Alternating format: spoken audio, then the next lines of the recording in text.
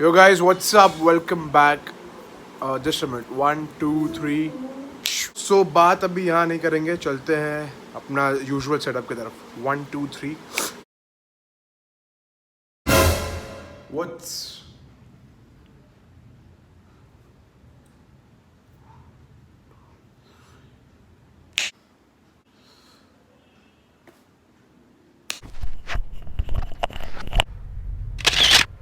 अब सेटअप बिल्कुल ठीक है.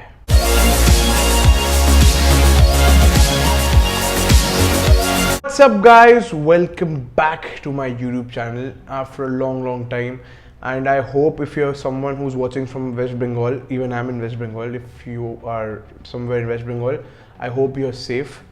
पहले तो कोविड, उसके बाद sorry, I'll try to keep the entire video in English because I am English. Just kidding. First of all, I hope all of you are safe because one side COVID and the other side we have Amphan and this cyclone and stuff in West Bengal. I hope all of you are doing safe. Today's video we'll be talking about why my Dubai based MBA could be a waste. I've made notes for you.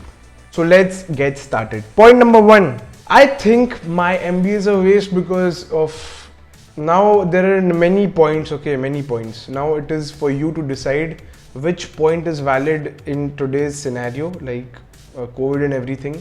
So it's for you to decide what is temporary and what is permanent. Let's proceed with the video. First of all, guys, we have to do online classes and I don't have that great setup over here because I've been shifting recently, and due to the lockdown issue and everything, I cannot shift from this place to that place.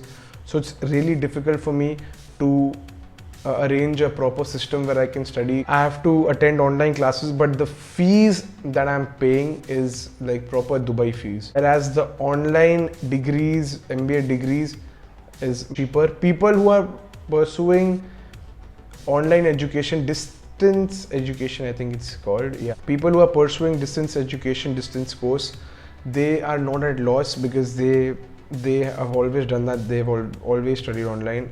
But I think people like me, I'm not at all comfortable studying online and plus paying fees.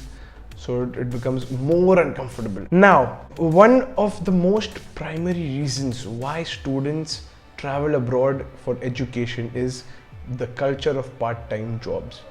Students get this feeling of being independent, living separately from their home, their family, because they want to see how living independently means. But we cannot stay there, we have to stay at our homes. So there is zero part-time job or zero internship opportunities to get, everything. So the basic primary purpose of studying abroad is nullified. So I think this is the second point. Talking particularly about Dubai, most internship opportunities, where I get interning over here, interning over there. I've seen that first of all, few jobs are only for females, number 1. Number 2, in few things they write that having a driving license and a car is a must. I mean, come on, how can a student have a car and a driving license in some other country which is so expensive? UAE is very expensive. So that is one thing. I can show you many job offers and all. You can DM me on Instagram or Facebook or anywhere. I can send you the job offers that they arrange for us. So you can see that car, somewhere they say car is a must, somewhere they say only females can apply. And I'm sorry I'm not well because I've got some cold, so please bear with my accent or whatever is wrong. Now, the basic reason why I chose Dubai, why most people are going to Dubai now in 2018-19, most people have chosen Dubai for education, business and real estate, normal retail business is Expo 2020. Expo 2020 is a huge affair. Now, if I talk about it, the video will become massively huge. It will become very big. So I would request you to go to Google, type Expo 2020 and see what it is. Now Expo 2020 does not exist. It has become Expo 2021. But the sad part is my course will be ending by Expo 2021. So now I have zero benefits of studying there for Expo 2020 because now Expo 2020 is 2021, and the day when this Expo starts is 3-4 months after my course ends, so there is no point. And guys, in general, I think that people should, because I pursued my masters, I'm pursuing a masters, I don't have that great work experience. I've worked for just one year, 1.5 years. I've just worked for this much, but I think to do your masters, you need at least 3 years of good work experience, managerial level work experience, and then your MBA is worthy. But I'm not saying you can still do it. I'm not saying it's completely waste, but I have added this point from my side because I personally feel until unless you work for 2 to 3 years, 4 basic things you're going to build. First is you'll understand what's money, the value of money. For people who are solely dependent on their parents, they'll get to know the value of money. Number 2, improvement in your skill set, okay. And number 3 is your communication and everything, your ability to network, because the university is basically a facilitator, okay. Unless you don't know how to talk to new people and how to make best use of the network that your university has provided you, I don't think it's any use, particularly studying masters abroad. Okay guys, now most of you don't know that I've taken some amount of loan to study abroad. A part of it is being paid by my parents and a part I've loaned. So whatever is happening, repayment of loan seems a bit difficult because I have to repay huge amount of loan, and on top of that I think that there are few people who have taken more, like have loaned full amounts for their full course, and the bad thing is that Dubai offers just a stay back of 30 days. So basically after what is stay back, I'll explain you. Basically if you have you've completed your course, you only have 30 days to look for a job if you have not found out a job beforehand.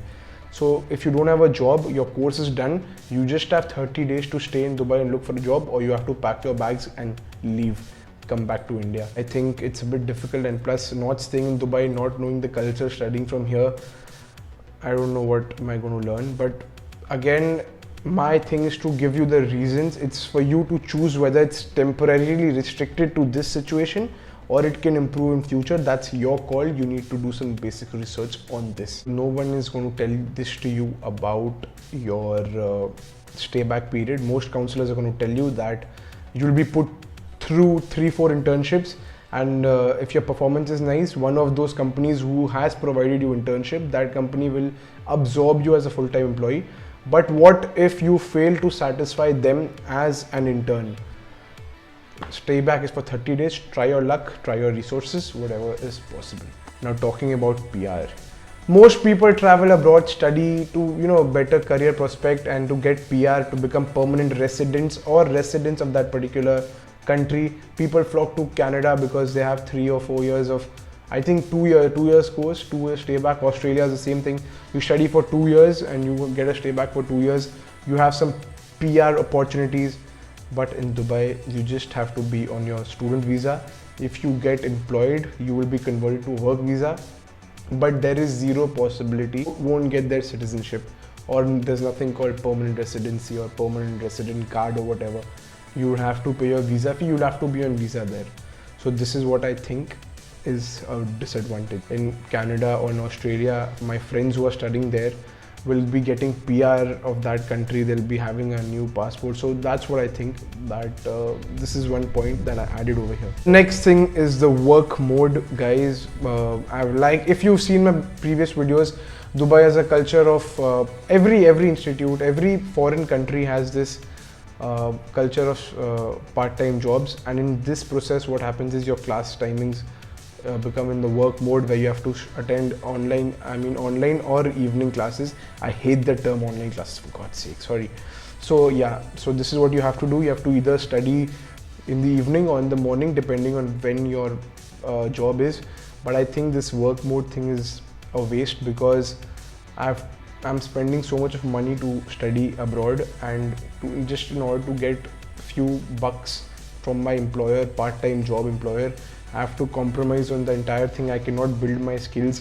If I have 24 hours in a day, out of that I get 6 hours of college, okay, 5 to 6 hours of college. The remaining time goes in traveling, using the bus, the metro, and working and studying at the same time. Over here, I'm not making much money because living cost, living expenses is high. I've done a separate video.